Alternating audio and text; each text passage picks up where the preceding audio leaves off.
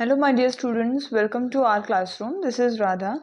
In this video we are going to discuss chapter 7 of class 6th NCERT Science. As per the new syllabus of NCERT, this chapter is on chapter number 4 in the new rationalized book of CBSE NCERTs. So let's begin the chapter. Name of the chapter is Getting to Know Plants. अब हम plants के बारे में बहुत कुछ सीखेंगे इस chapter में.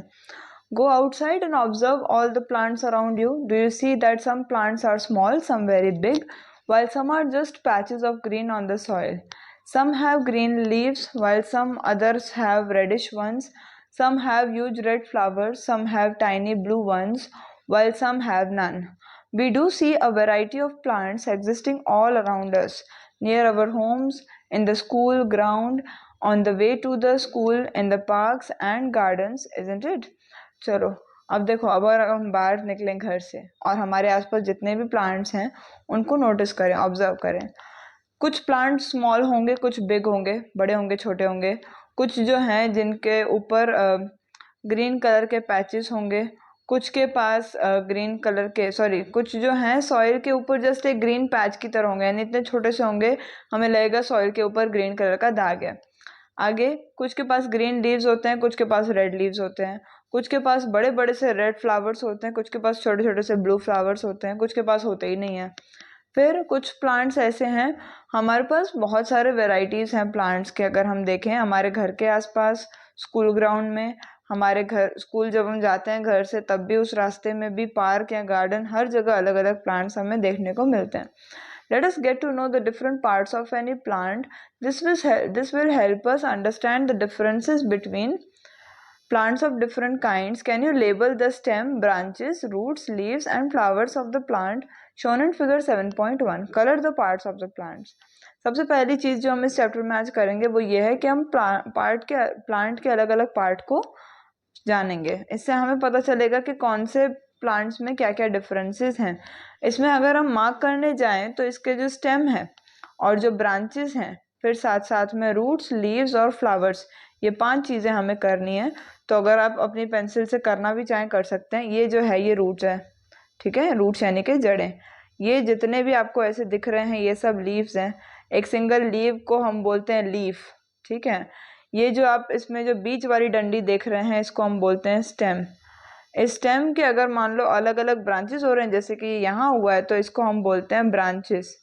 5 चीज़ें हो गई, डन. इतनी चीज़ें होती हैं. फिर उसके साथ साथ यहाँ पर एक फ्लावर होता है. यही फ्लावर जो है आगे चल कर के वेजिटेबल या फ्रूट बन जाता है. all those things are enough for you. Let us now go on a nature walk, make friends with many different kinds of plants and examine them closely. अब एक ऐसे वॉक पे चलते हैं जिसमें हम कुदरत को अपना दोस्त बनाएंगे, ट्रीज को अपना दोस्त बनाएंगे और उनको आराम से बैठ करके देखेंगे. 7.1 पार्ट आता है हर्ब्स, श्रब्स एंड ट्रीज. आपको इन तीनों के बारे में फ़र्क अपने आप पता चल जाएगा जब आप किसी गार्डन या किसी पार्क में जाएंगे और प्लांट्स को नोटिस करेंगे. तो आप किसी एक्टिविटी 1 को एक बार समझ लीजिए कि आपको करना क्या है.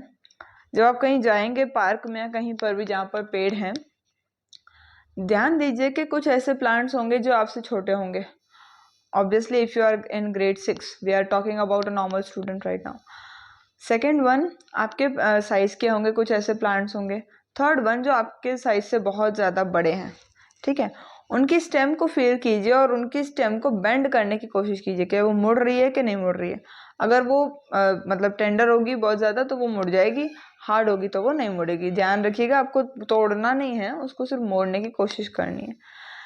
Take care that the stem does not break, ठीक है. जो बड़े हैं आपसे उनको आप एक बार हग करके देखिए और देखिए कि वो कितने थिक हैं. आपको यहाँ पर इसका एक एग्जांपल भी दिखेगा. देखिए जैसे यहाँ पर ये बच्चे हैं, कुछ जो हैं चेक कर रहे हैं कि ये स्टेम मुड़ेगी कि नहीं. ये इतने बड़े वाले प्लांट को ये भाई साहब हग कर रहे हैं, ये जो है उसके फ्लावर्स को देख रहे हैं.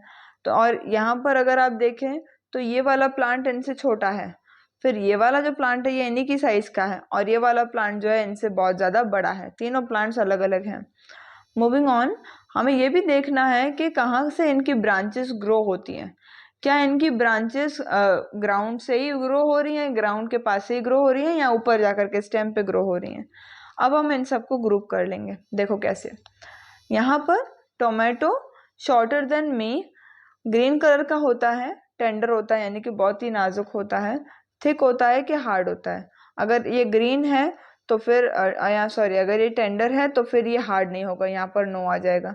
It can be thick but you need to see that. फिर दूसरा, where do the branches appear, इसकी ब्रांचेस कहाँ दिखाई देती हैं? बेस पे दिखाई देती है या ऊपर दिखाई देती है? कैटेगरी ऑफ प्लांट में वो अपने आप आ जाएगा हर्ब। फिर दूसरा, मैंगो का पेड़ जो है मुझसे बहुत ज़्यादा बड़ा है, वो ग्रीन कलर का नहीं है, वो टेंडर भी नहीं है, वो थिक है और वो हार्ड है, मोटा है।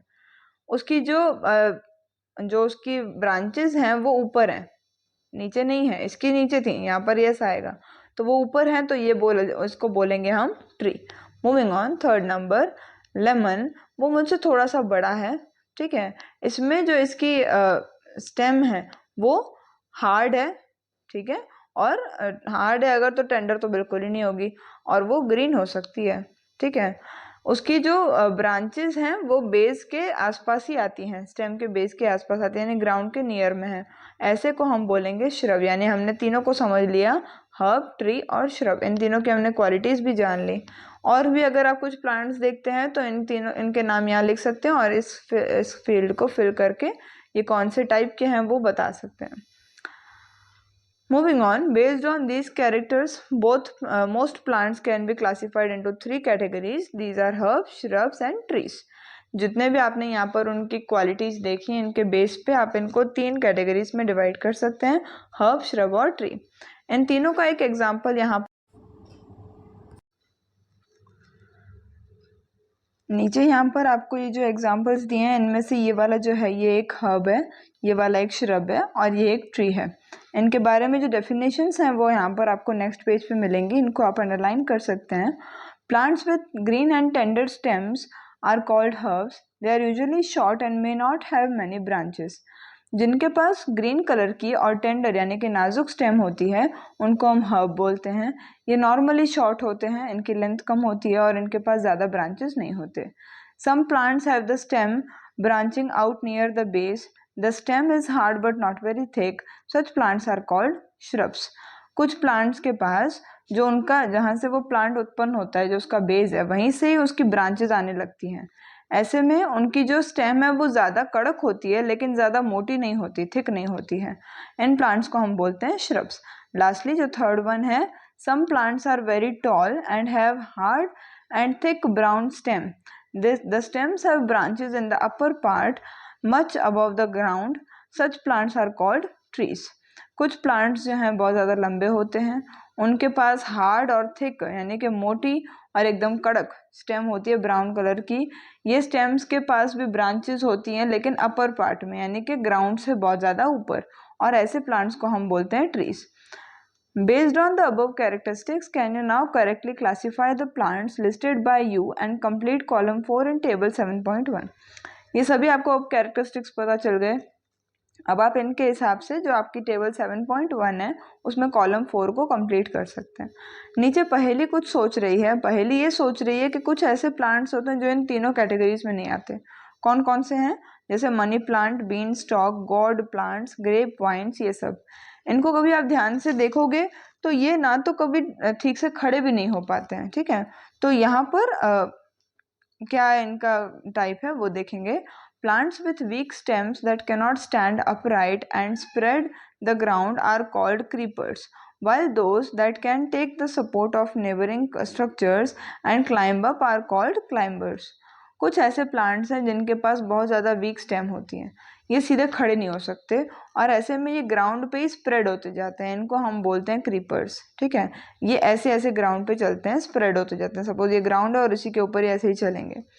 नेक्स्ट, जो सपोर्ट लेते हैं आसपास के स्ट्रक्चर्स का, मान लो आसपास बिल्डिंग है, आसपास कुछ खंबा खड़ा हुआ है, आसपास कुछ और प्लांट है, इन सब का वो सपोर्ट लेंगे और ऊपर चढ़ते जाएंगे, इनको हम बोलते हैं क्लाइंबर्स। ये याद रखिएगा कि क्रीपर हमेशा ऐसे ही मूव होगा और क्लाइंबर हमेशा ऐसे ही मूव होगा, सिंपली ऊपर जाएगा वो।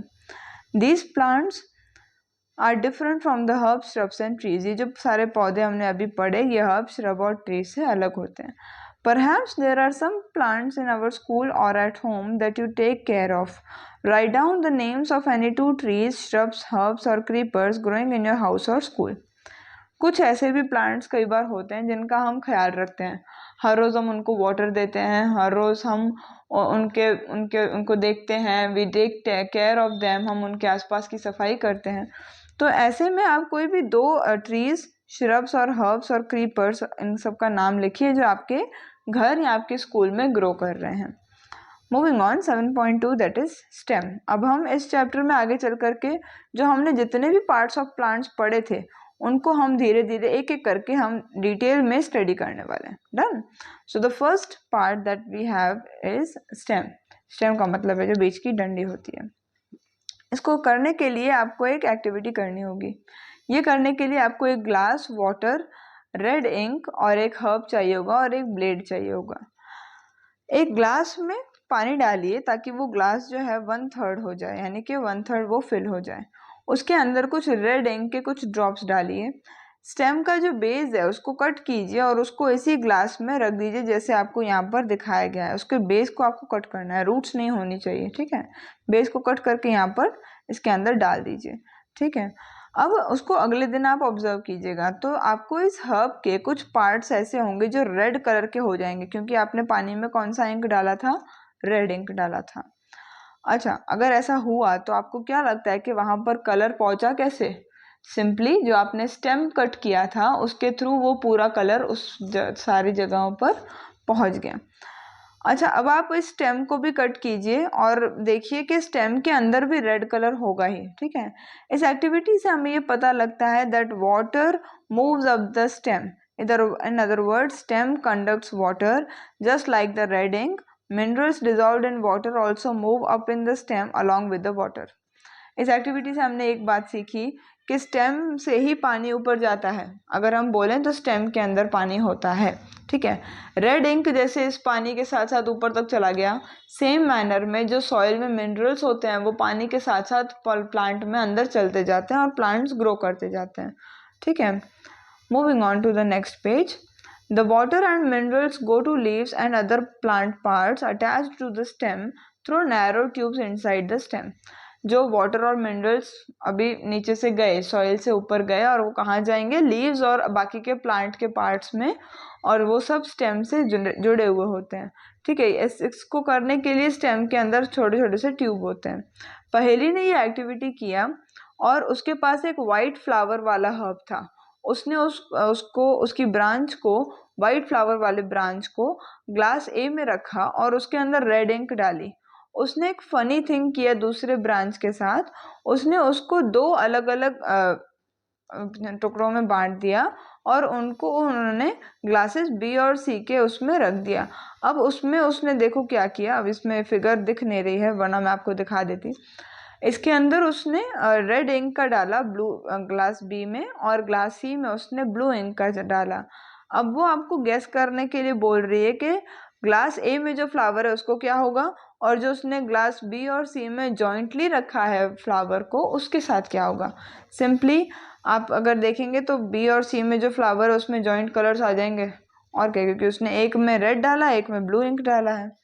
Moving on, when you had to cut across the stem in activity 2, did you notice a number of spot of red color arranged in a ring inside the stem?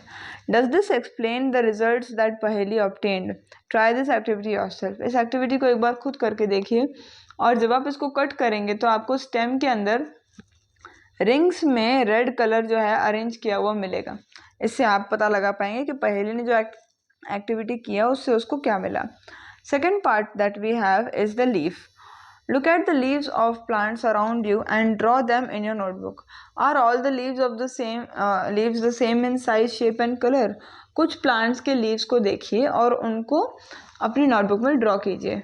क्या ये सब leaves जो हैं वो size, shape और colour में same है? तो आंसर होगा no. Moving on, how are they attached to the stem?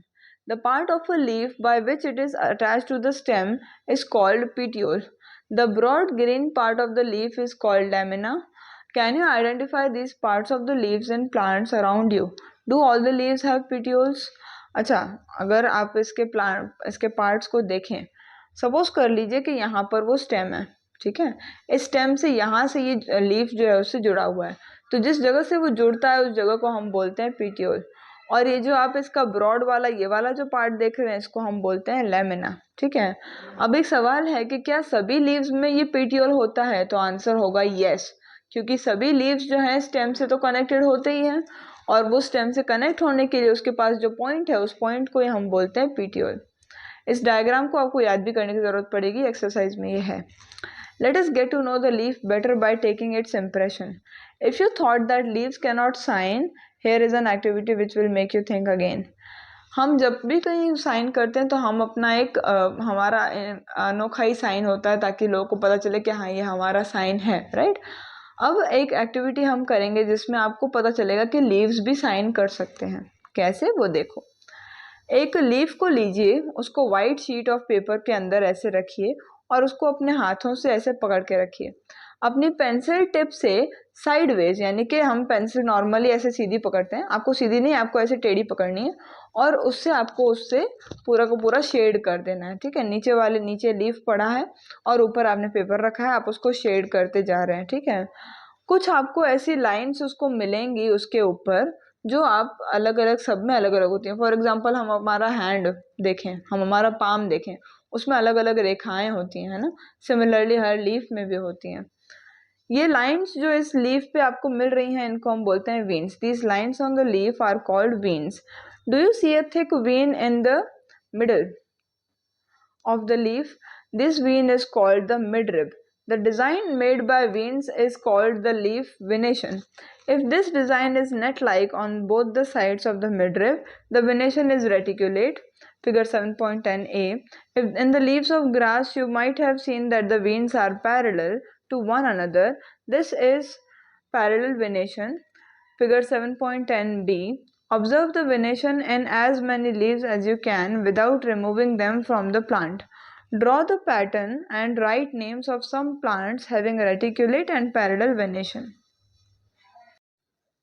अब इसमें जो बीच में हमें ये बड़ी वाली वेन दिखती है इसको हम बोलते हैं मिडरिब। ये वाली को बोला जाता है मिडरिब, और ये बाकी की जो छोटी वाली लाइंस हमें दिख रही हैं ये इन सबको बोला जाता है वेन्स। हर एक लीफ में इनका पैटर्न जो है अलग अलग होता है।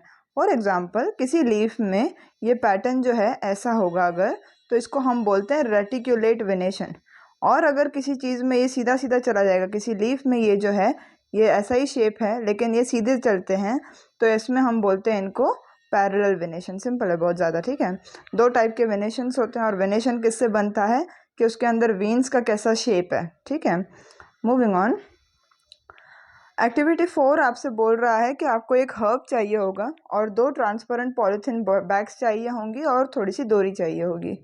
इस एक्टिविटी को दिन के समय पे करें जिस समय सूरज उगा हुआ हो, सनी डे हो, ठीक है। एक वेल वाटर्ड प्लांट लीजिए जो अच्छा खासा पानी, मतलब अच्छा खासा उगा हुआ हो और सन में ग्रो कर रहा हो। अब उसकी जो लीफ है, उसकी जो ब्रांच है, उसको एक पॉलीथिन में एनक्लोज कर लीजिए, जैसे यहाँ पर इस फोटो में दिखाया गया है। इस फोटो में आपको दिखेगा कि आप जब इसको बंद कर देंगे तो लीफ फिर क्या करता है, यही आपको बताना है, ठीक है। आप जब उसको कुछ घंटे बाद ऑब्जर्व करेंगे तो आपको पता चलेगा कि उसका जो इनर सरफेस है, यानी इस पॉलीथिन का जो अंदर का भाग है वो पानी से भर जाएगा। इसका मतलब क्या हुआ कि जो भी आपने वाटर मिट्टी में डाला वो वाटर लीव्स के पास पहुंचा और सन की मदद से वो उसी पानी को वापस बाहर भी निकाल देती हैं, ठीक है। और वही आपको एज अ, जैसे इंसानों में एज अ स्वेट होता है वैसे वहाँ पर आपको एज अ वेपराइजेशन दिखा, एज अ वेपर दिखा। यहाँ पर ये लिखा भी है, water comes out of the leaves in the form of a vapour by a process called transpiration. Plants release a lot of water into the air through this process. We will learn more about this in chapter 14. जब पानी leaves से बाहर आता है vapour के form में तो इस प्रोसेस को हम बोलते हैं ट्रांसपिरेशन। और प्लांट्स बहुत सारा पानी जो है हवा में निकालते हैं इसी प्रोसेस से। इसके बारे में आप ज़्यादा चैप्टर 4 में पढ़ेंगे। Why did we tie a bag around the leaves? Would we have seen the water from the transpiration of plants otherwise? What makes the water appear on the polythene bag? In chapter 5, we noticed water changing into different forms in some of our activities. Can you think of these and name the process that makes water drops appear on the polythene bag? हमने उसके ऊपर bag को क्यों tie किया, क्यों उसको हमने बंद किया? क्योंकि हमें पानी को वहाँ पर देखना था, ट्रांसपिरेशन हमें देखना था। अब पानी जो है पॉलीथीन बैग पे क्यों आया, इसके दो प्रोसीजर्स हैं। एक तो प्रोसीजर है एवेपोरेशन का। एवेपोरेशन से क्या होता है कि पानी जो है वो गर्म हो जाता है और हवा में चलने लगता है, और जब उसको कोई कूल सरफेस मिल जाता है तो वो वापस वाटर ड्रॉपलेट्स में कन्वर्ट हो जाता है। उस प्रोसेस को हम बोलते हैं कंडेंसेशन। ये दोनों प्रोसेसेस हमने चैप्टर 5 में पढ़े हैं। Leaves also have another functions, let's study this. Leaves के पास एक दूसरा फंक्शन भी होता है, वो उसको पढ़ने के लिए हम एक्टिविटी 5 करेंगे। इसको करने के लिए आपको एक leaf, spirit, beaker, test tube, burner, water, plate और आयोडीन सॉल्यूशन चाहिए होगा। इस लीव को एक टेस्ट ट्यूब में डालिए और पूरा का पूरा स्पिरिट से उसको कवर कर लीजिए, जैसे कि यहाँ पर आपको दिख रहा है, ठीक है। जैसे इसमें पूरा का पूरा कवर किया हुआ है, ठीक है। फिर उस टेस्ट ट्यूब को बीकर, जो हाफ फिल्ड बीकर है यहाँ पर, उसमें डालिए और उस बीकर को गर्म कीजिए जब तक सारा का सारा ग्रीन कलर लीफ का बाहर नहीं आ जाता। बेसिकली आपको लीफ को पानी में डाल करके बॉईल करना है, ठीक है। आप देखेंगे कि उसका पूरा ग्रीन कलर जो है बाहर आ जाता है, और फिर वापस लीफ को बाहर निकालो और उस पर थोड़ा सा आयोडीन सॉल्यूशन डालो, ठीक है। और आपको ऑब्जर्व होगा यहाँ पर इसमें से कि आपको इसमें से कई सारे जैसे हमने चैप्टर 2 में एक टेस्ट किया था कि स्टार्च का टेस्ट कैसे होता है, तो यहाँ पर भी आप वही आयोडीन सॉल्यूशन डालो, आपको वही वाला स्टार्च इसमें मिलेगा। अब चैप्टर 2 में हमने जैसे देखा था कि रॉ पोटैटो है, रॉ पोटैटो में भी स्टार्च होता है। पोटैटोज को ये स्टार्च जो है प्लांट से दूसरे पार्ट से मिलता है और ये उनको स्टोर करके रखते हैं। यहाँ पर ये चीज़ लिखी भी है। We saw that a slice of raw potato also shows the presence of starch. Potatoes get this starch from the other parts of the plant and store it. However, leaves prepare their food in the presence of sunlight and green colored substance in them, present in them. For this, they use water and carbon dioxide from air. This process is called photosynthesis. Oxygen is given out in this process. The food prepared by leaves ultimately gets stored in different parts of plants as starch. इसको पूरे को learn करने की बड़ी ज़रूरत है। Chapter 2 में हमने सीखा था कि रॉ पोटैटो में स्टार्च होता है। ये स्टार्च उसको कहाँ से मिलता है, प्लांट्स के अलग अलग पार्ट से मिलता है और वो इसको स्टोर कर लेता है। इन लीव्स के पास भी ऐसी एनर्जी है कि ये अपना फूड खुद से बना सकती हैं, और उसके लिए इनको कुछ चीज़ें चाहिए। एक तो चाहिए सनलाइट, दूसरा इनके कलर अंदर जो ग्रीन कलर का सब्सटेंस है जिसको अभी हमने बाहर निकाला, इसको हम बोलते हैं क्लोरोफिल, ठीक है। ये उनको चाहिए। फिर दूसरी बात, इनको चाहिए वाटर, कार्बन डाइऑक्साइड हवा में से, ठीक है। पानी तो वो ऑब्वियसली हम ही उनको देते हैं। इस प्रोसेस को हम बोलते हैं फोटोसिंथेसिस। ऑक्सीजन इस प्रोसेस में बाहर निकाला जाता है। हमारा उल्टा है, हम ऑक्सीजन अंदर डालते हैं, कार्बन डाइऑक्साइड बाहर देते हैं, और प्लांट्स इसका अपोजिट कर देते हैं, ठीक है। जो लीव्स फूड बनाती हैं वो अलग अलग पार्ट के अंदर स्टोर हो जाता है as starch. How do we know that leaf has prepared the starch and not received it from other part of the plant? To test this, the above activity can be repeated with a little difference. हमें कैसे पता चलेगा कि leaf ने starch बनाया खुद से है, किसी और से रिसीव नहीं किया? इसको टेस्ट करने के लिए यही वाली एक्टिविटी हम दोबारा रिपीट करेंगे, लेकिन थोड़ा सा अलग से। कैसे? जो आपका प्लांट है उसको ग्रीन लीव्स उसमें होंगे ऑब्वियसली, उसको एक बंद अंधेरे कमरे में रख दो 1 या 2 दिन के लिए। उस जो एक छोटा सा पत्ता है उसको एक ब्लैक पेपर से कवर कर दो और उस प्लांट को अ, अब उसको बाहर निकालो और सन के नीचे रख दो। उस जो वो जो लीफ था जो ब्लैक पेपर से कवर्ड था, उस पे स्टार्च का टेस्ट करो वापस से। आपको पता चलेगा कि इस लीफ में स्टार्च नहीं था, क्योंकि ये 2 दिन के लिए डार्क रूम में बंद था, ठीक है। We see that stem supplies the leaf with water. The leaf uses the water to make food. The leaves also lose water through transpiration. How do the stem and leaves get the water? That is where the roots come in. अच्छा, हमने अब तक 2 चीज़ें पढ़ी कि stem जो है leaf को पानी पहुंचाती है, लीफ इसी पानी से खाना बनाती है, और साथ साथ में इसी पानी को वो लूज़ भी करती है। इस प्रोसेस को हम बोलते हैं ट्रांसपिरेशन। लेकिन ये पानी स्टेम और लीव्स के पास आया कहाँ से? सिंपल बात है, रूट से। अब उसके बारे में से देखिए। एक यहाँ पर एक्टिविटी है, पहेली और बूजो जो है पानी को वाटर्स को, प्लांट्स को पानी दे रहे हैं। पहेली जो है वो उनके रूट्स पे पानी डाल रही है, और बूजो जो है उनके पत्तों पे पानी डाल रहा है। अभी आपके हिसाब से कहाँ पानी डालना ज़रूरी है, ये बताइए। तो प्लांट का जो पार्ट मिट्टी में होता है उसी में हम पानी डालते हैं। एक्टिविटी देखो, आपको 2 पॉट्स चाहिए होंगे, कुछ सॉइल चाहिए, खुरपी चाहिए उसको खोदने के लिए, और ब्लेड चाहिए या तो फिर सीज़र, या सीज़र का पैर भी चल जाएगा, और पानी चाहिए। इस एक्टिविटी को आप 4-5 स्टूडेंट्स मिलके करेंगे तो और अच्छा हो जाएगा। 2 कोई भी तरीके के वीड्स जो हैं सेम काइंड के, उनको ओपन ग्राउंड में ढूंढिए और उनको खोद के निकाल दीजिए बाहर। नाउ वीड्स क्या होते हैं? वीड्स होते हैं अनवांटेड प्लांट्स। वीड्स को हम बोलते हैं वो प्लांट्स जिनकी हमें ज़रूरत नहीं है, तो उनको हम निकाल सकते हैं, कोई गलत बात तो उसमें है नहीं। Take care that their roots do not break. Plant one of the weeds in the soil in pot A, cut off the roots from the other weed and plant it in the soil in pot B. Water them regularly. Observe the plants after a week. Are both plants healthy? आपने 2 weeds निकाले same to same, एक के आपने roots cut नहीं किए और उसको एक पॉट ए में पूरा का पूरा प्लांट कर दिया। एक के आपने रूट्स कट कर दिए और उसको पॉट बी में आपने प्लांट कर दिया। हर रोज़ आप उसको पानी दे रहे हैं, लेकिन एक हफ्ते बाद इनमें से एक जो है हेल्दी रहेगा, ये वाला, और ये वाला हेल्दी नहीं रहेगा क्योंकि इसकी रूट्स नहीं है। सिंपल बात है। मूविंग ऑन, दोनों प्लांट्स को हम पानी दे रहे हैं, लेकिन एक जो बिना रूट्स का है वो सूख जाएगा। इस एक्टिविटी से हमें पता लगता है कि पानी की ज़रूरत किसको है? रूट्स को है। एक्टिविटी 7 हमें बता रही है कि ग्राम, मेज़, कॉटन वूल, कटोरी और पानी, इन सभी चीज़ों को ले करके एक एक्टिविटी करनी है। 2 कटोरीज लीजिए, ठीक है, उसमें एक कॉटन वूल डालिए, गीली कॉटन वूल डालिए, उसमें 3-4 सीड्स को एक जो ग्राम के 3-4 सीड्स हैं वो एक में डालिए, और मेज़ के जो सीड्स हैं उसको दूसरे में डालिए। कॉटन को गीला रखिए, उसमें उसके ऊपर पानी को स्प्रिंकल करिए हर दिन, जब तक उसके अंदर से स्प्राउट्स नहीं आ जाते, ठीक है। अब एक हफ्ते बाद आप इन दोनों प्लांट्स को कॉटन वूल से अलग करने की कोशिश कीजिए। जब आप अलग करेंगे तो ये वाला आप देखिए, ये कुछ ऐसे, इसको स्प्राउट्स बोलते हैं, इसको आपको इस तरीके से अलग करना है। क्या उसको आप कॉटन वूल से अलग कर पाए? इजीली नहीं कर पाओगे, कर तो बिल्कुल पाओगे लेकिन ईजी नहीं होगा। एक्टिविटी 6 में हमें ये पता लगता है कि हम सॉइल में से प्लांट को इजीली नहीं निकाल सकते। यहाँ पर कॉटन हमारा सॉइल था, जस्ट इमेजिन। तो सॉइल में से हम प्लांट्स को इजीली नहीं निकाल सकते, हमें उनको खोदना पड़ेगा, डग करना पड़ेगा, ठीक है।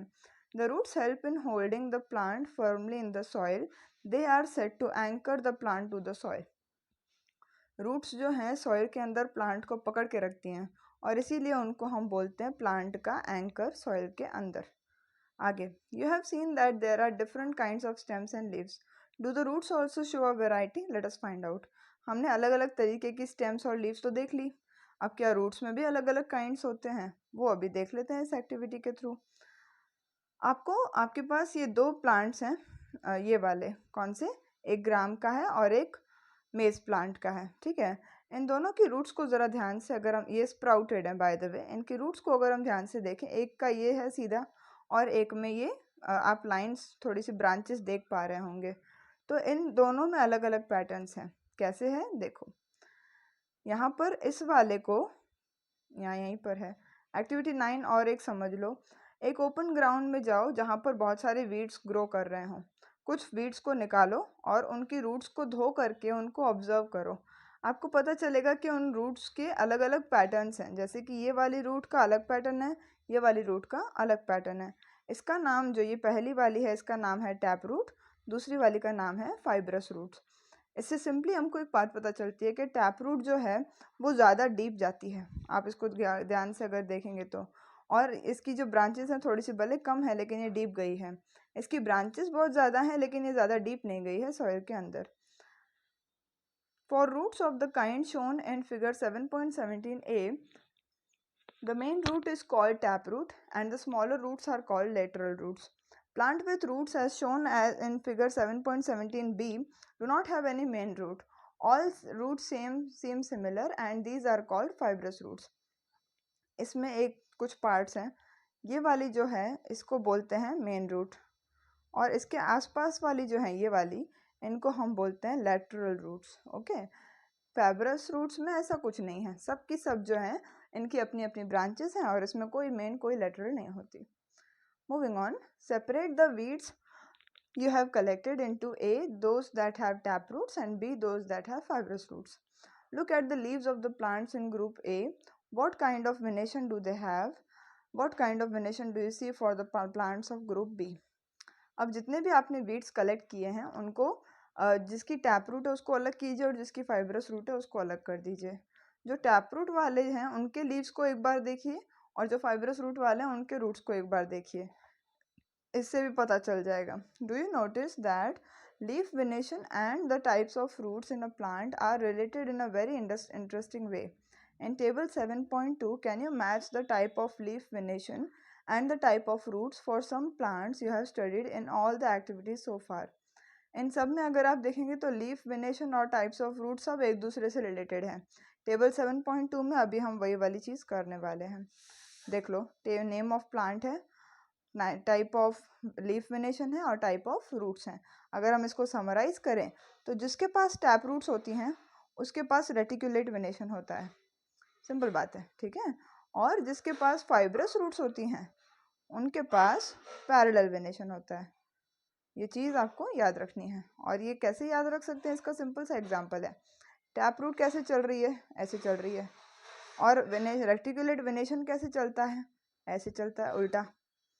फिर फाइब्रस रूट्स कैसे चल रही हैं, ऐसे ही चल रही हैं एक साथ। और पैरेलल वेनेशन कैसे चलता है, सीधे सीधे चलता है। सिंपल कहानी है, दोनों सेम टू सेम है। We have learned that root absorb water and minerals from the soil and the stem conducts these to leaves and other parts of the plant. The leaves prepare food. This food travels through the stem and is stored in different parts of the plant. We eat some of these as roots like carrot, radish, sweet potato, turnip and tapioca. We also eat many other parts of a plant where the food is stored.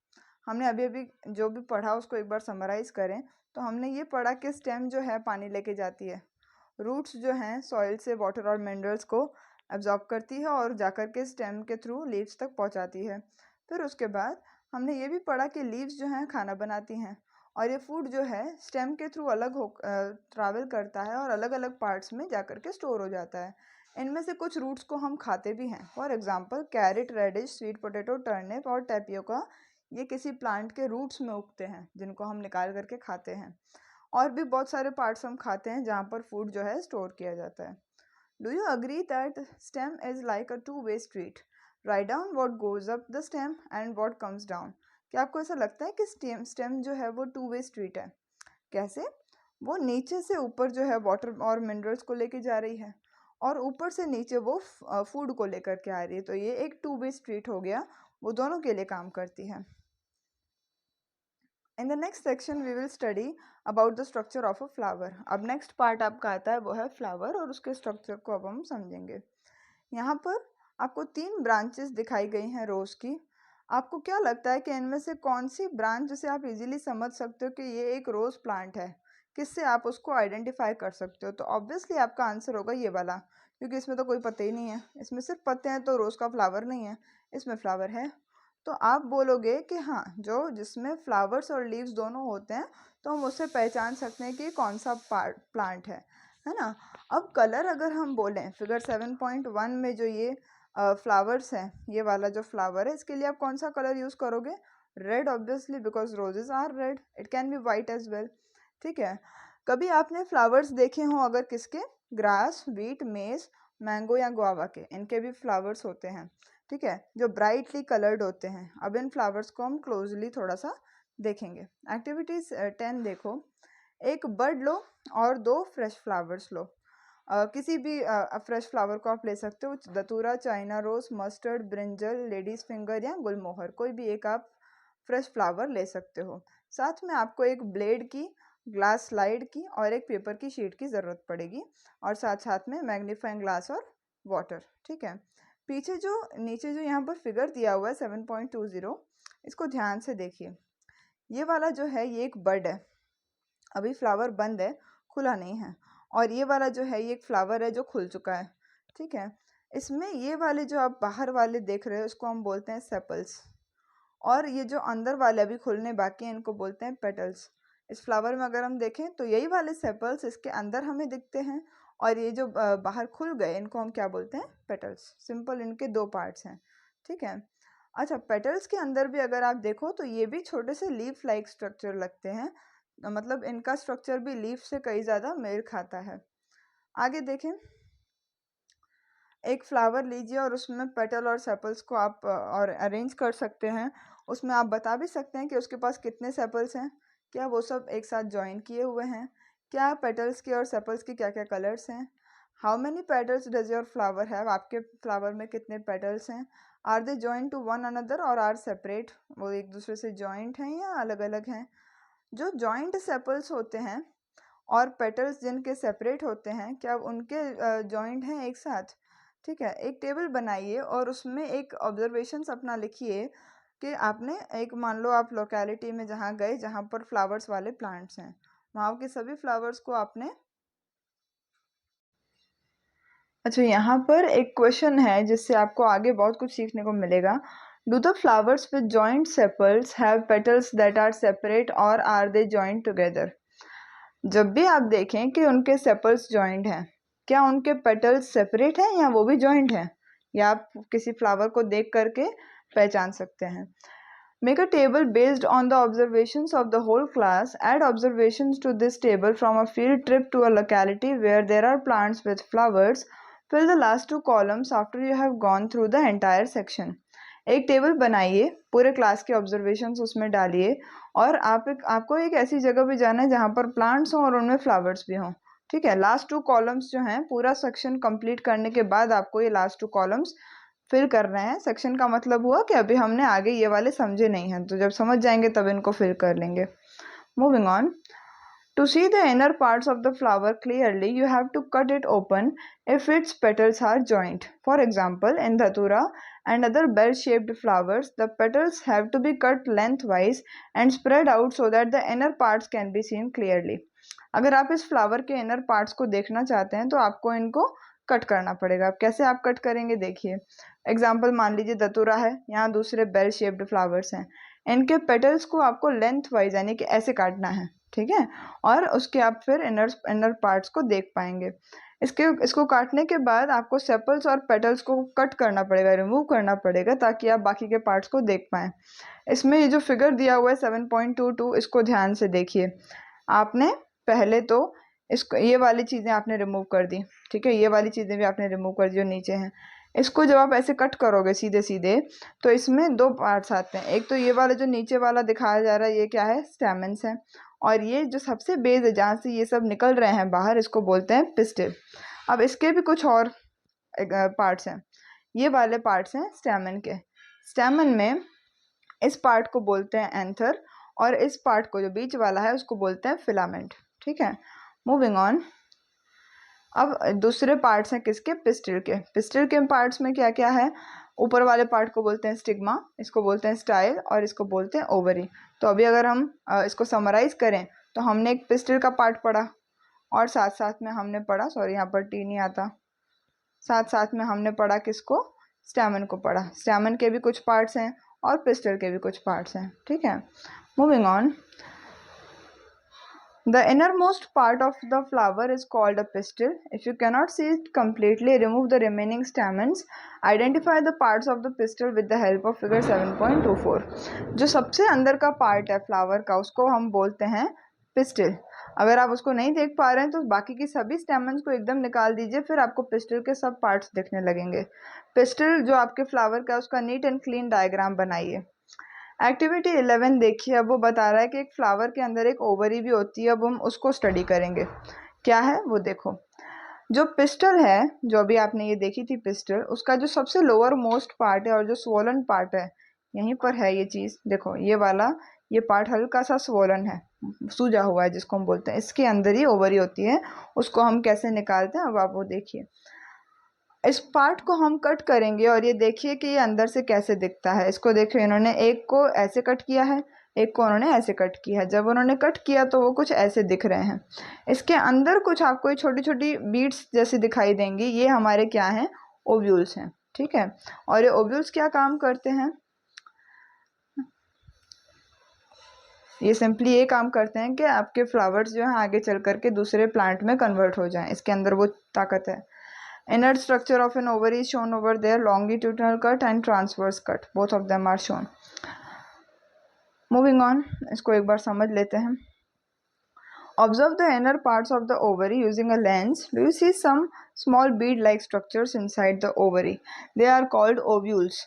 Draw and label the inner parts of the ovary in your notebook. जो आप उसके अंदर ovary के अंदर जो ये structures देख रहे हैं बीड लाइक, इसको हम बोलते हैं ओव्यूल.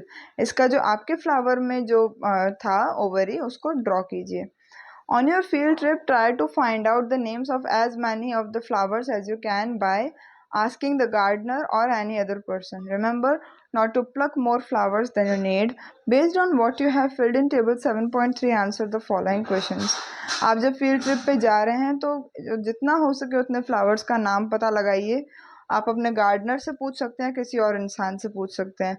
ध्यान रखिए कि आपको अपनी ज़रूरत से ज़्यादा फ्लावर्स को प्लक नहीं करना है. ठीक है. अब जो आपने 7.3 को फिल कर दिया तो उसके बेस पे कुछ आंसर्स कुछ क्वेश्चंस को आंसर कीजिए. Do all flowers have sepals, petals, stamens and pistils? Are there flowers that do not have any of this? Are there flowers which have parts other than this? क्या सब flowers के पास sepal, petal, स्टेमन और pistol होता है? क्या कुछ ऐसे flowers भी हैं जिनके पास ये चारों नहीं हैं? या कुछ ऐसे फ्लावर्स हो सकते हैं जिनके पास इनके सिवा कोई और पार्ट्स हों? Do you find any flowers which have sepals and petals that look similar? क्या आपको कोई ऐसे फ्लावर्स मिले जिनके सेपल्स और पेटल्स एकदम सेम दिखते हों? Did you find any flowers in which the number of sepals is different from the number of petals? कोई ऐसे फ्लावर्स आपको मिले जिनमें उसका सेपल्स का नंबर ज़्यादा हो या पेटल्स का ज़्यादा हो, अलग अलग नंबर्स हो? Moving on. Do you now agree that the structure of the flower is now not always the same? The number of petals, sepals, stamens and pistils may also be different in different flowers. Sometimes some of these parts may even be absent. आपको अब ये पता चलेगा कि सभी flower के अंदर का स्ट्रक्चर सेम नहीं होता. हर फ्लावर के अंदर जो सेपल्स, पेटल्स, स्टैमेंस और पिस्टल्स हैं, ये सब अलग अलग होते हैं और अलग अलग फ्लावर्स में इनका सब कुछ अलग अलग होता है. कुछ फ्लावर्स में ये पार्ट्स जो हैं मिसिंग भी होते हैं, एब्सेंट होते हैं. We have studied some features and functions of leaves, stems and roots. We studied the structure of different flowers. We will learn about the function of flowers in higher classes. We will also learn about fruits in higher classes. हमने यहाँ पर क्या क्या इस chapter में पढ़ा? Leaves, stems और roots के बारे में. हमने फ्लावर के अलग अलग स्ट्रक्चर्स को भी पढ़ा, है ना. साथ साथ में अब हम फ्लावर्स के फंक्शंस को नेक्स्ट क्लासेस में पढ़ेंगे और फ्रूट्स के बारे में भी हम आगे की क्लासेस में देखेंगे. तो होपफुली ये चैप्टर आप सबके लिए अंडरस्टैंडेबल रहा होगा. If you found this video useful, do like this video and share this video with your friends. Thank you for patient hearing. Have a good day.